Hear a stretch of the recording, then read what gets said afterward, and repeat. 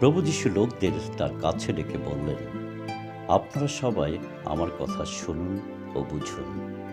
বাইরে থেকে যা মানুষের ভিতরে যায় তা মানুষকে অশুচি করতে পারে না, বরং মানুষের মধ্য থেকে যা বের হয়ে আসে তাই মানুষকে অশুচি করে। প্রভু যীশু আমাদের এই শিখিয়েছেন, পবিত্রতা হৃদয়ের বিষয়, বাহ্যিক আচার আচরণে নয়। কেবল খাদ্য বা বাহ্যিক কোনো বস্তু মানুষকে আধ্যাত্মিকভাবে অপবিত্র করতে পারে না।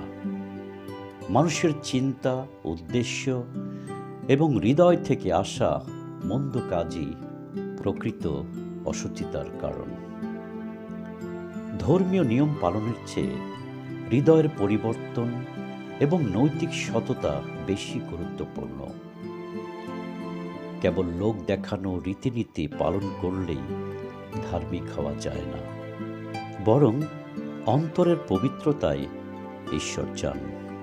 মানুষের চরিত্র তার কথা ও কাজের মাধ্যমে প্রকাশিত হয়, যা আসলে তার হৃদয়েরই প্রতিফলন। মানুষের পাপ বা অশুচিতা বাইরে থেকে আসে না, বরং তা তার অন্তর বা চিন্তা থেকে জন্ম নেয়।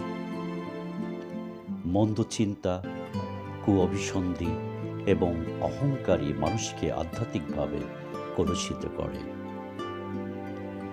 বাহ্যিক ধার্মিকতার চেয়ে অন্তরের সততা ও পবিত্রতা ঈশ্বরের কাছে বেশি গ্রহণযোগ্য। প্রকৃত পবিত্রতা কেবল বাহ্যিক প্রথা পালনে নয়, বরং একটি পরিষ্কার হৃদয়ের মধ্যে নিহিত। ধন্যবাদ।